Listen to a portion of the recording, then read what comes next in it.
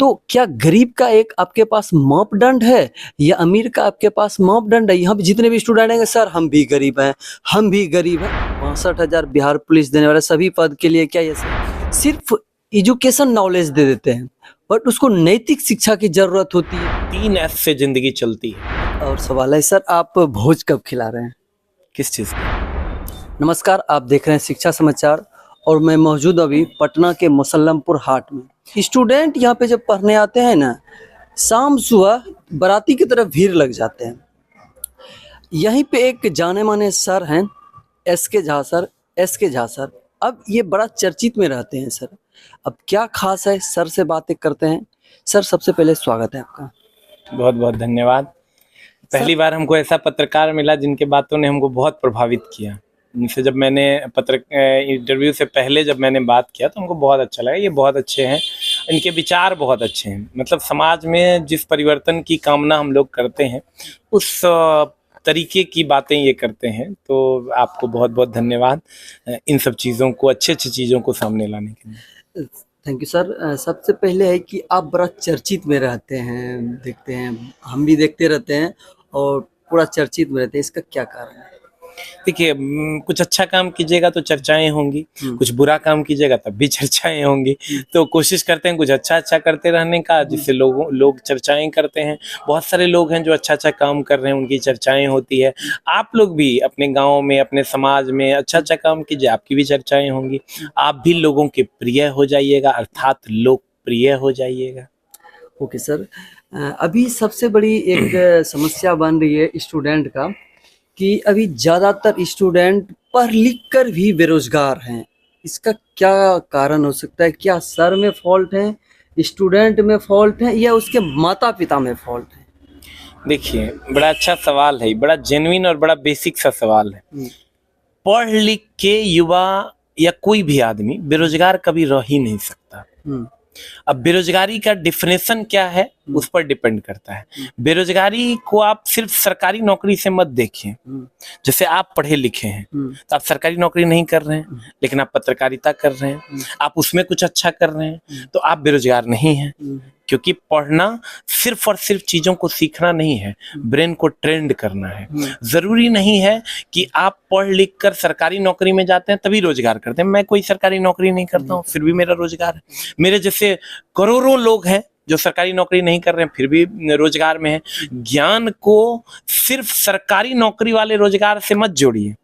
ज्ञान को आप सिर्फ और सिर्फ नौकरी से ना जोड़ें। कहते हैं knowledge never be a wastage material. ये कलाम साहब ने कहा है कि नॉलेज कभी वेस्ट नहीं होता, वो कचरा वाला चीज है ही नहीं, उसका कभी कचरा किया ही नहीं जा सकता है। इसलिए आप नॉलेज गेन कीजिए, सफलता अपने आप आपके पास चल कर आ जाएगी। आप कभी भी नौकरी, काम, पैसा इसके पीछे मत भागिए, आप सिर्फ और सिर्फ ज्ञान के पीछे भागिए।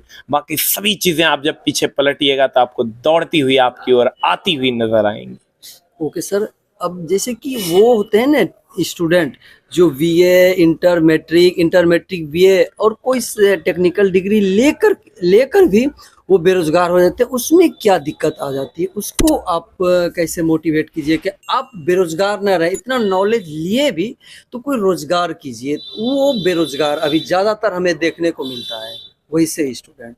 देखिए, जो लोग भी पढ़े लेकिन सरकारी नौकरी नहीं लगी, उनको लगता है कि वो बेरोजगार है, वो कुछ नहीं कर पाए। लेकिन आपको पता नहीं है आपके अंदर वो प्रतिभाएं आई है पढ़ाई लिखाई करने के बाद कि आप बहुत कुछ कर सकते हैं। आप एक बार देखिए, हर आदमी के पास एक सटीक प्लान होता है। लोग उसको एक्सेस करने से डरते हैं, लोग उस पर आने से डरते हैं। आप डरिए नहीं, आप उस पर कदम बढ़ाइए। हाँ, लेकिन एक चीज का ध्यान रखिएगा, सोचिएगा ज्यादा और करिएगा कम।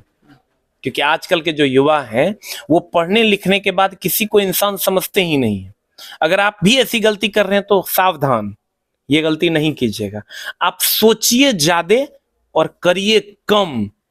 प्लान के बारे में पहले सोचिए, बहुत दिनों तक सोचिए, कुछ दिनों तक और सोचिए, और तब उस प्लान पे आप अमल करके उस प्लान पर आइए। अब विश्वास कीजिए कि आपकी सफलता को कोई रोक नहीं सकता है। लेकिन कंडीशन वही है मेरे दोस्त, जमाने से सीखो भी और जमाने से लड़ो भी, तभी आपको सफलता मिलेगी। पहले स्टार्ट, 3 S से जिंदगी चलती है, स्टार्ट, स्ट्रगल एंड सक्सेस। पहले आप किसी चीज को स्टार्ट कीजिए, खूब स्ट्रगल कीजिए, बहुत सारा निगेटिव दौर आएगा, आप उसमें घबराइए नहीं और किसी एक काम पे फोकस कीजिए। Start, then struggle hard and then success is in front of you. आपके सामने सक्सेस आकर खड़ा हो जाएगा।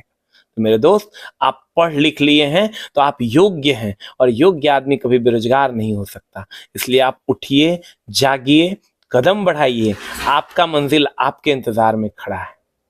ओके सर, जैसे कि अभी के जो माहौल है, अभी के जो समय है, क्या हो रहा है कि कोचिंग सारा खोल लिए हैं, कोचिंग इंस्टीट्यूट स्थापित कर लिए हैं, वो बिजनेस बना लिए हैं, और वहाँ पे क्या हो रहा है कि स्टूडेंट को ज़्यादातर रटवाने का कोशिश कर रहा है, ना कि उसको समझा कर शिक्षा दे रहा है। तो उस पे आप क्या कहना चाहेंगे? देखिए, रटी हुई शिक्षा आपके किसी काम की नहीं है। वो फिर हमने कहा था कुछ देर पहले कि knowledge never be a wastage material, तो उसमें कंडीशन अप्लाई है। वो रटी हुई शिक्षा नहीं होनी चाहिए। शिक्षा ऐसी होनी चाहिए जिससे आपका ब्रेन ट्रेंड हो। और रही बात, आपने कहा कि शिक्षा को व्यवसाय बनाया गया है। शिक्षा व्यवसाय आज से नहीं है, शिक्षा का व्यवसाय गुरु द्रोण के समय से चलता आ रहा है। उस टाइम भी शिक्षा दिया जाता था, उसके बदले गुरु दक्षिणा लिया जाता था। ये उस टाइम से परंपराएं चली आ रही है। तो एक जो चेन होता है, सामाजिक चेन आप जिसको कहते हैं, वो जब तक नहीं बनेगा, लोग उसमें इन्वॉल्व नहीं होंगे। जैसे हमें कोई चाइनीज अगर रोड पे दिख जाए तो हम उसकी मदद कभी नहीं करेंगे, क्योंकि हमारा उसके साथ कोई रिलेशन नहीं है। लेकिन अगर कोई हमको बिहार, उत्तर प्रदेश का कोई बच्चा, कोई युवक दिख जाए तो हम उसकी मदद करने जरूर आगे आएंगे, क्योंकि हमारे चेन में वो आते हैं। तो सिस्टमेटिक तरीके से चीजों को चलाने के लिए ये करना जरूरी है। दूसरी बात, हम लोग कहते हैं कि शिक्षा माफिया लोग हैं, शिक्षा जगत में माफिया आ गए हैं, वगैरह वगैरह। मैं ये कहता हूं, तो दारू बेचना सही है क्या? गांजा बेचना सही है क्या? शिक्षा बेचना सही है? हाँ, वो तो सही है। नहीं है। आप अगर आज हम गांजा बेचने लगे तो वो गलत है, दारू बेचने लगे वो गलत है, हम और भी गंदी गंदी चीजें करने लगे, उसको बेचने लगे, वो गलत है। अगर हम शिक्षा को समाज में 100 रुपया में, 500 रुपया में, 5000 में पहुंचा रहे हैं, तो इससे अच्छी बात क्या हो सकती है? हम दारू की डिलीवरी तो नहीं दे रहे हैं। नहीं। शिक्षा को हर घर तक पहुंचाना, 100 रुपया, आजकल देखिए ऑनलाइन का जमाना है, लोग 100, 200, 500, 1000 रुपए में अच्छे अच्छे शिक्षकों से गांव में बैठकर मोबाइल पे पढ़ पा रहे हैं। तो शिक्षा के क्षेत्र में एक बड़ी क्रांति आ चुकी है। अब जैसे जो टॉप लेवल के टीचर थे, बच्चे सिर्फ उसका एक्सेस कर पाते हैं। जो लाखों में जिनका कोर्स रहता था, 20-20 हजार में जिनका कोर्स रहता था, आज उनके कोर्स 2-2 हजार में मिल रहे हैं और बच्चों तक पहुंच पा रही है। आप सिंपल सा एक ट्यूशन पढ़ते हैं गांव में, तो वो भी 500 रुपए में मिलता है। उस शिक्षक का भी अपना जीविकोपार्जन चलाने के लिए उनको भी कुछ धन की जरूरत। हाँ, लेकिन ऐसा भी नहीं होना चाहिए कि धन धन धन धन धन के पीछे पागल हो जाना है, ऐसा भी नहीं होना चाहिए। आप सबकी मदद भी कीजिए। जो बच्चे आपके पास ऐसे आते हैं जो गरीब हैं, जो पैसा नहीं दे पा रहे हैं, जिनके पिताजी नहीं है, जिनके पास उतनी संपत्ति नहीं है कि वो आपको फीस दे सके, तो सभी गुरुजनों से मेरा हाथ जोड़कर नम्र निवेदन है, उसकी मदद जरूर कीजिए। अगर आप उनकी मदद नहीं कीजिएगा तो फिर आप गुरु कहलाने के लायक नहीं। हाँ, लेकिन जो सक्षम है, आप उनसे फीस लीजिए जितना वो दे पाते हैं, और फिर उनको पढ़ाइए। शिक्षा को सिर्फ और सिर्फ पैसे से जोड़ने की जरूरत नहीं है, क्योंकि उससे हमारा शिक्षा बदनाम होगा। कहीं ना कहीं हम लोग भी शिक्षा माफिया कहलाने लगेंगे। तो हम लोग जितना हो सके इससे बचें, और कोशिश करना है कि जो आप तक पहुंचे वो शिक्षा के बिना आपके द्वार से लौटे नहीं। स्कूल जैसे हैं, सरकारी स्कूल जितने भी हैं, वहाँ पे भर्ती ले लेते हैं, मतलब वो जॉब मिल जाते हैं। अभी के वहाँ के टीचर सिर्फ एजुकेशन नॉलेज दे देते हैं, बट उसको नैतिक शिक्षा की जरूरत होती है। वो मतलब बातचीत करने में हिचकिचाते हैं। उन टीचर को आप कैसे कहेंगे कि आप दोनों तरह से ज्ञान दीजिए? देखिए, मेरा तो मानना है कि आप शिक्षा मत दीजिए, संस्कार दीजिए। शिक्षा अपने आप उसके पास चली आई। शिक्षा देने की जरूरत नहीं है। संस्कार जब उसके अंदर आएगा तो शिक्षा अपने आप चला आएगा, वो अपने आप शिक्षा की ओर भागेगा। जैसे भूख लगने के बाद कैसे हम लोग अन्य की ओर दौड़ पड़ते हैं, वैसे ही अगर आप उसको संस्कार दीजिएगा तो शिक्षा की भूख तो अपने आप उसको लग जाएगी। तो हे गुरुजन, जो भी गांव समाज में शिक्षा देने का कार्य कर रहे हैं, आप उसको एक अध्याय कम पढ़ाइए शिक्षा का, लेकिन संस्कार का 2 अध्याय अधिक जरूर पढ़ा दीजिए। आप विश्वास कीजिए, हम आपको विश्वास दिलाते हैं कि आप एक अच्छे समाज का निर्माण कर पाइएगा। ओके सर, अभी जो जैसे कि आप अभी गरीब स्टूडेंट के लिए जैसे सुने थे कि आप बहुत सारे व्यवस्था किए हैं, और जैसे कि अब जो भी व्यवस्था किए हैं, तो क्या गरीब का एक आपके पास मापदंड है या अमीर का आपके पास मापदंड है? यहाँ पे जितने भी स्टूडेंट हैं, सर हम भी गरीब हैं, हम भी गरीब हैं, आप कितने को फ्री में या कितने को कम रेट में पढ़ाइएगा? तो आपके पास कुछ है मापदंड? देखिए, इसका कोई मापदंड नहीं है। हम लोग भी अलग अलग पैमाना से इन सब चीजों को परखते हैं कि जैसे हमारे पास कोई बच्चा आता है, वो कहता है कि हम गरीब हैं, तो पहली बार जैसे वो हमको बोलेगा कि सर हम पैसा नहीं दे पाएंगे, तो हम उसको सीधा स्ट्रेट वे में मना करते हैं कि बिना पैसे के हम आपको पढ़ा नहीं पाएंगे।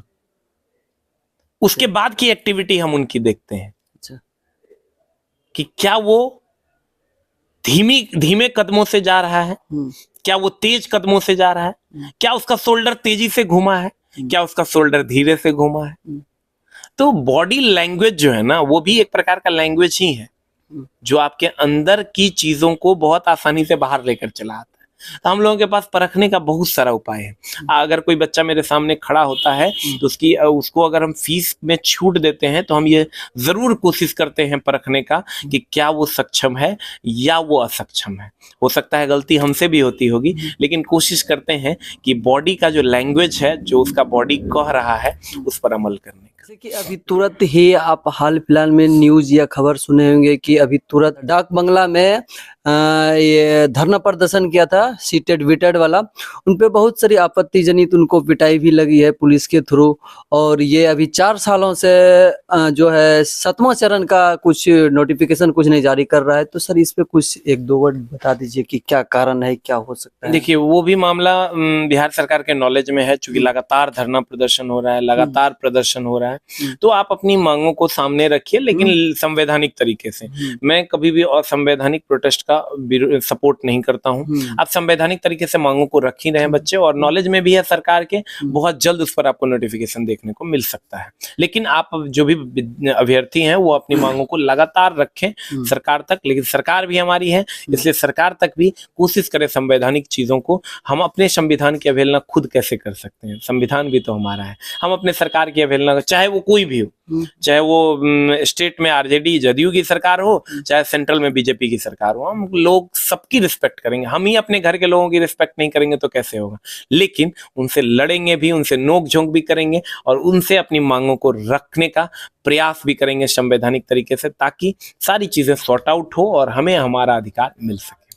ओके सर, और अभी आपके इंस्टीट्यूट में कौन सा बैच चल रहा है, आगामी कौन सा बैच आने वाला है, और फिर आपके इंस्टीट्यूट में क्या क्या चीज का तैयारी करवाते हैं आप? हमारे यहाँ अलग अलग कॉम्पिटिशन्स की तैयारी होती है। जनरल कंपटीशन में जितने भी कॉम्पिटिशन्स है सबकी तैयारी होती है। सबके अलग अलग बैचेस है, उतना तो हमको भी याद नहीं रहता है। 60-65 टाइप के बैचेस हैं। तो आप हमको अगर जानते हैं तो हमसे जुड़ के आप चीज़ों को चैनल पे आके वो सब चीज़ों को ले सकते हैं, क्योंकि हमको भी बहुत सारी चीज़ों को याद रखना, रट्टा मारना ये पॉसिबल नहीं है। उसके लिए अलग व्यवस्थाएं हैं, आप वहाँ आइएगा, उससे जुड़ जाइए। ओके सर, अभी ये सुनने में आया, पेपर में देखे थे क्या 62,000 बिहार पुलिस देने वाले सभी पद के लिए, क्या ये सही है?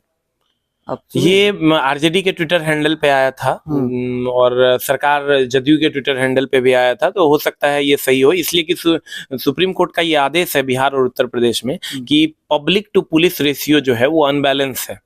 उसको 2022 तक ठीक करना था, जो कि सरकार नहीं कर पाई, तो उसी पर जो है आगे काम चल रहा है, और उम्मीद करेंगे कि ये जो public to police ratio Bihar और उत्तर प्रदेश में है उसको ठीक करने में वैकेंसियां आएंगी। आप देखे होंगे उत्तर प्रदेश में भी पुलिस की बहुत सारी वैकेंसियां आ रही है, बिहार में भी पुलिस और दरोगा की बहुत सारी वैकेंसियां आ रही है। इसका कारण यही है कि सुप्रीम कोर्ट का आदेश है कि बिहार में पीपल टू पुलिस रेशियो जो है उसको ठीक किया जाए। ओके, थैंक यू सर, आप अपना कीमती समय देने के लिए बहुत बहुत धन्यवाद। एक और सवाल है सर, आप भोज कब खिला रहे हैं? किस चीज का? क्या चीज का अभी तो? शादी का। हाँ। बहुत जल्द आप लोगों को निमंत्रण मिलेगा, आप लोग आइएगा और भोज खाइएगा। ओके, तो यहाँ पे सर से आपको मिला दिया, फिर मिलते हैं किसी और दिन, तब तक के लिए जय हिंद।